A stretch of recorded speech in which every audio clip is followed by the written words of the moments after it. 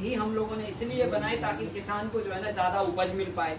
तो जब इसके मूल सिद्धांत को आप समझोगे तो आपको ये बात समझ में आएगी कि हाइब्रिड बीज कोई मशीन से तो बनाए नहीं जा रहे और कोई फैक्ट्री में तो वो पैदा नहीं हो रहे, आखिर है तो बीज ही, और कहीं कहीं कोई ना कोई फल से ही बने होंगे। वो फल कहाँ लगा होगा? पेड़ पे। पेड़ कहाँ होगा? मिट्टी में। तो सारा है तो वही जो हमारे यहाँ खेतों में हो रहा है। तो उसमें क्या ऐसी विधा है, क्या ऐसा तरीका है कि वो ज्यादा फलते हैं और हमारे देसी कम फलते हैं? तो बहुत साइंटिफिकली बहुत अध्ययन किया, कोई ने नहीं बताया, बहुत लोगों को पूछा, लेकिन राज की बात कोई नहीं बताता है, काम की बात कोई नहीं बताता।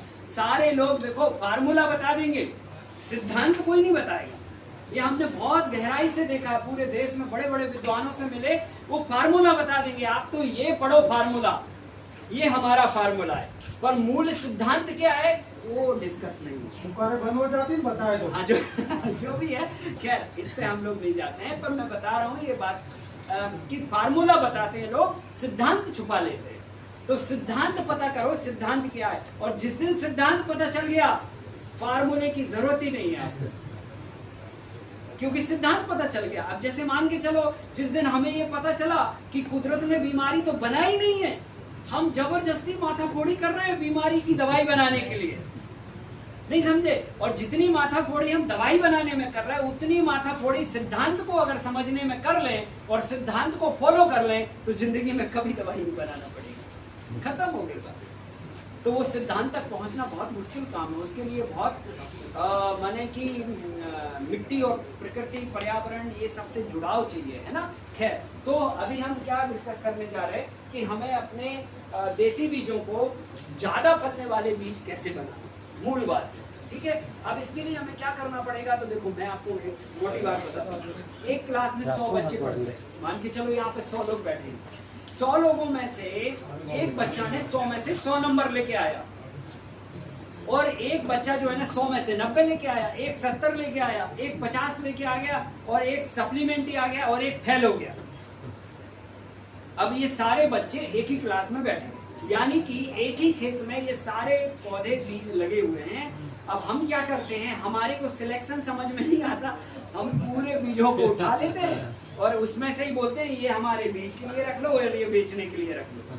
तो अब पता है उसी बीज में आपका वो 100 में से 100 वाला है, 100 में से 90 वाला है, 70 वाला भी है, सप्लीमेंट्री वाला भी है, और फेल वाला भी है। अब ये सारा जब आप खेत में वापस लगाओगे, फेल वाला, सप्लीमेंट्री, पास और फर्स्ट क्लास, तो वो वहां जाके खिचड़ी फिर बनेगी। अब फेल वाला जब सप्लीमेंट्री वाले से मिलेगा तो ये भी फेल हो जाएगा, और 100 वाला जब फेल वाले से मिलेगा तो वो सप्लीमेंट्री बन जाएगा, समझ रहे ना। तो इसमें क्या होगा, वो सब खिचड़ी वाला मामला हो जाएगा। तो हमें एक दायरा तय करना, एक पैरामीटर तय करना, ये विधि से हमें बीज को सिलेक्ट करना। तो वो विधि हमने तैयार की है, मैं आपको बता रहा हूँ। सबसे पहले नंबर हमें क्या करना है, जन्म के समय पौधे को चयन करना, पौधे को चयन करना, जन्म के समय पौधे को चयन, यानी कि आपने 1 एकड़ में कोई भी फसल बो दी, गेहूं की बो दी, धान की बो दी, मक्के की, ज्वार की, बाजरा की, अरहर की, या जो भी फसल बोई, वो सारी फसल आप बो लीजिए, और बोने के बाद आप थोड़ा सा एरिया इतना सा सिलेक्ट कर लीजिए, और इतने एरिया में आप देख लीजिए कि कितने पौधे आए। मान के चलो 1 एकड़ का खेत है, तो 1 एकड़ में हमने ये 20 फीट बाई 20 फीट का एरिया घेर लिया, ऐसा, ठीक है। मान के चलो 4 बाम्बू लगा दिए और उसमें धागा बांध दिया। अब आपको क्या करना है, वो धागे के अंदर देखना है कि कितने ऐसे पौधे हैं जिनका जर्मिनेशन तेजी से हो गया। माने कि आप अगर खेत में कभी भी जाओगे, अंदाज करोगे तो बहुत सारे पौधे जो है ना उगते हैं, तो पहले दिन जो है ना थोड़ा थोड़ा दिखता खेत, फिर हम चौथे 5वें दिन जाते हैं तो थोड़ा हरा दिखने लगता है, फिर हम 15-20 दिन बाद जाते हैं तो फिर पूरा हरा दिखने लगता है। होता कि नहीं होता? तो कुछ बीज होते हैं जो सबसे पहले उगाते हैं, फिर 2-4 दिन के बाद में फिर और उगते हैं, फिर 4-5 दिन के बाद में फिर पूरे निकल आते हैं। तो जो सबसे पहले निकले उनको रखना, और जो बाद में निकल रहे हैं उनको हटा देना। जो सबसे फास्ट जर्मिनेट हुए, यानी कि इनके अंदर एनर्जी बढ़िया है, क्योंकि डाले तो उसी मिट्टी में, सही है कि नहीं है, पानी भी, खाद भी, सब कुछ सेम है, लेकिन ये जल्दी क्यों उगाए? इसलिए उगाए क्योंकि इनका जेनेटिक कैरेक्टर क्या है, एनर्जेटिक है। वही बीज हमें सिलेक्ट करना है, बाकी का नहीं चाहिए हमको जो लेट उग रहे, उनको क्या करोगे आप, निकाल के खेत से बाहर कर दोगे। ठीक है, तो उदाहरण के तौर पे यहाँ पे आपने 100 बीज लगाए थे, तो 100 में से 10 बीज आपने हटा दिए, तो आपके पास बचे 90 बीज। अब ये 90 जो पौधे बचे आपके पास, ये आप दूसरा पत्तियों की स्टेज पर इनका सिलेक्शन करोगे। पत्तियों के समय पर चयन, पत्तियों के समय पे चयन कर कैसे करना कि ऐसे हमें चेक करना कितने ऐसे पौधे हैं जिनकी पत्तियां ज्यादा आई हैं और स्वस्थ हैं पत्तियां। ये पैरामीटर है चेक करने का, जिनमें ज्यादा पत्तियां आई हैं और जिनकी स्वस्थ पत्तियां हैं, माने हेल्दी हैं, बीमार नहीं है, मुड़ी नहीं है, पीली नहीं है, हरी की हरी है और हरी भरी है और पत्तियां ज्यादा हैं, वो पौधे को सिलेक्ट करना।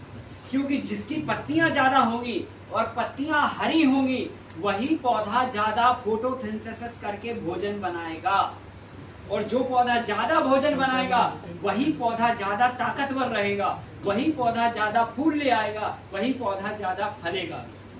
और जिसकी पत्तियां ही कमजोर होगी या पत्तियां कम होंगी तो क्या होगा, बस खत्म खेल। तो हमें क्या करना है, ज्यादा पत्ती वाले पौधे को रखना है। तो मान के चलो यहाँ पे 90 पौधे थे, 90 में से 10 हटा दिए, फिर 80 पौधे बचे। अब आ गए हम तीसरे स्टेज पर, डालियों के समय पर चयन करना। डालियों के समय पर चयन करना। अब 80 पौधे थे हमारे पास, तो 80 पौधे हमारे पास टोटल थे, जिनको हमें ये चेक करना है कि किन की डालियां ज्यादा आएंगी, ब्रांचिंग, शाखाएं।